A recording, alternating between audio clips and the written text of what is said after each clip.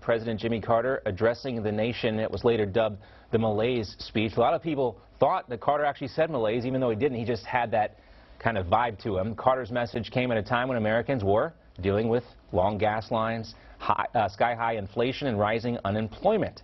Sounds familiar, doesn't it? A recent op-ed from the Daily Wire compared President Carter's response to these crises and concludes with this: President Biden is heading down that same path. Are we having another crisis confidence here in this country? Let's welcome a New York Times best-selling author and presidential historian and Newsmax analyst Craig Shirley. Great to see you, Craig. Good to see you, John. Thank you.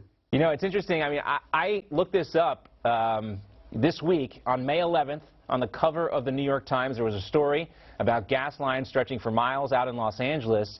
And, you know, for those of us that weren't, you know, I was born in 1979, but don't remember the whole entire oil crisis, obviously. What's amazing is that this lasted almost all of the 1970s. It started in 1973 under Gerald Ford. That's right. But Jimmy Carter and everything that they did under the Carter administration to try and address it seemed to make things worse.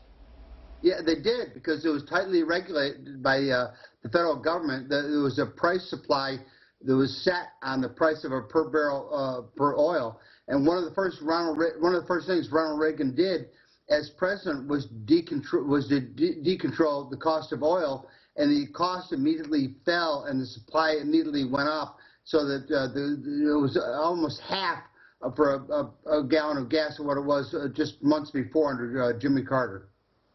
So do you think that Joe Biden has a Jimmy Carter problem? I mean, this seems to be a kind of an isolated thing here with this oil hack on the pipeline. I would say he has a Jimmy Carter problem in that but he's even worse than Jimmy Carter. It took Jimmy Carter 3 years to screw up the economy and the country. It's only taken Joe Biden 3 months. So in any measurement, whether it's gas lines or inflation or the crisis of confidence in the country or Israel or the border, he's much worse than Jimmy Carter. He's working hard overtime to wreck this country. It's interesting too, Craig, because you look at the history of this. Jimmy Carter, obviously a response to Richard Nixon, you know, in that whole situation, even though Gerald Ford decided not to run for re-election. But Jimmy Carter, you know, a Washington outsider, but he quickly adopted, you know, the bureaucratic tendencies of big, you know, leftist government.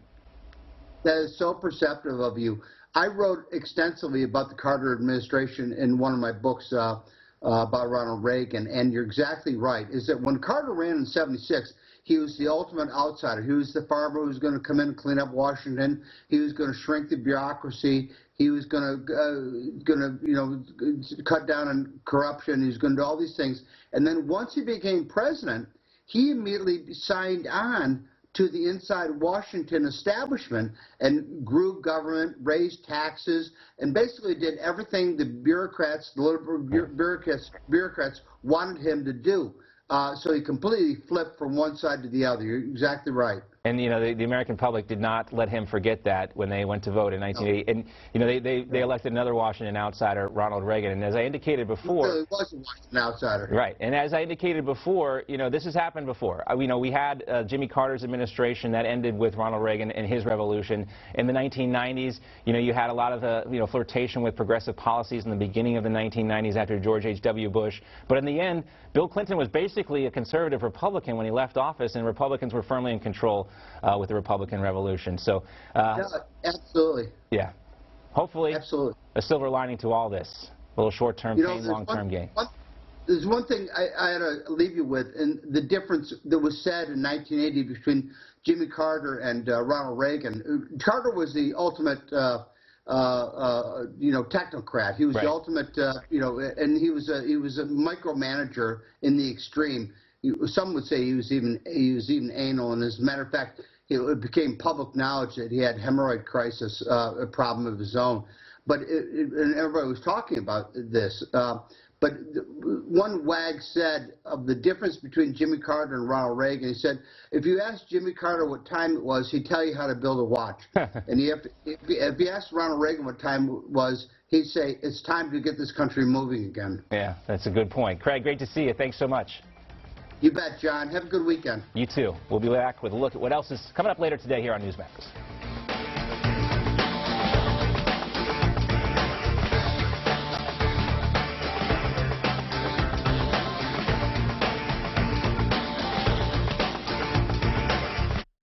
Closed captioning brought to you by